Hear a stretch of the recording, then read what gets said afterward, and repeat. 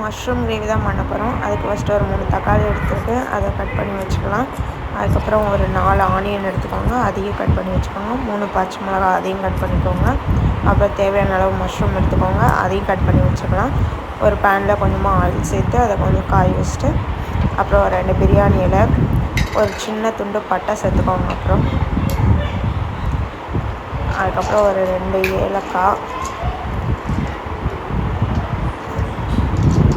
ஒரு 2 கிராம்பு எல்லாத்தையும் சேர்த்து அது கொஞ்ச நேரம் எண்ணெயில் வதங்கட்டும். லைட்டாக ஒரு நிமிஷம் அது எண்ணெயில் இருந்தால் போதும். அதுக்கப்புறம் நம்ம பொடிசாக கட் பண்ணி வச்சுருக்க ஆனியனை ஆட் பண்ணிக்கலாம். அதில் வெங்காயம் எல்லாத்தையும் சேர்த்துடுங்க. நான் 4 வெங்காயம் போட்டிருக்கேன். அது வதங்குறதுக்கு கொஞ்சமாக சால்ட் போட்டிருக்கேன். அதுக்கப்புறம் கொஞ்சம் இஞ்சி பூண்டு பேஸ்ட் போட்டு எல்லாத்தையும் கொஞ்சம் மிக்ஸ் பண்ணி விட்டுக்கோங்க. இஞ்சி பூண்டு பேஸ்ட்டோட வாடை கொஞ்சம் போகட்டும். அது போனதுக்கப்புறம் நம்ம கட் பண்ணி வச்சுருக்க தக்காளி ஆட் பண்ணிக்கலாம். இந்த ஸ்டேஜில் ஆட் பண்ணிக்கோங்க. வெங்காயோட கலர் மாறினதுக்கப்புறம் ஆட் பண்ணிக்கோங்க.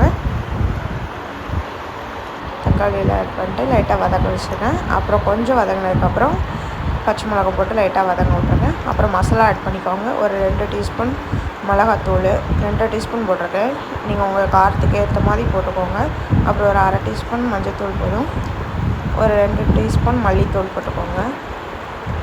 அதுக்கப்புறம் உங்களுக்கு கரம் மசாலா அந்த மாதிரி ஃப்ளேவர் சாட் மசாலா பிடிக்கும்னு ஆட் பண்ணிக்கோங்க. அதில் ஆப்ஷனல் தான், நான் சேர்க்கல. கொஞ்சமாக ஜீரகத்தூள் சேர்த்துருக்கேன்.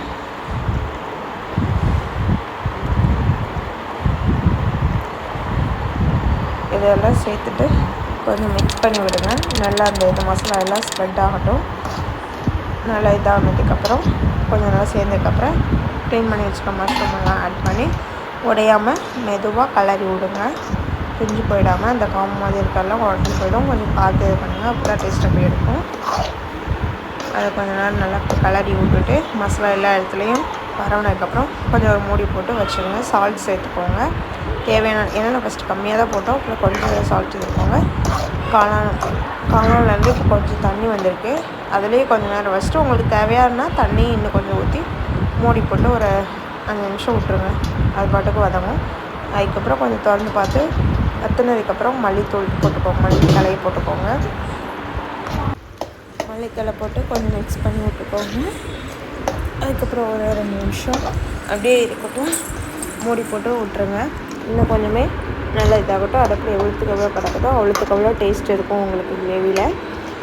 அதனால் ஒரு மூடி போட்டு வச்சுக்கலாம். இப்போ கொஞ்ச நேரம் கழித்து திறந்து பார்த்தா தண்ணி வற்றிருக்கு. தண்ணி பத்தாத, அதனால் இன்னும் கொஞ்சம் தண்ணி விட்டு வற்ற வச்சுருங்க. வற்றினதுக்கப்புறம் லாஸ்ட்டில் இறக்குற ஸ்டேஜில் கொஞ்சமாக பெப்பர் தூள் போட்டு அதே லைட்டாக கிளறி விட்டுட்டு அதுக்கப்புறம் நீங்கள் அடுப்பை ஆஃப் பண்ணிவிட்டு சர்வ் பண்ணிக்கலாம்.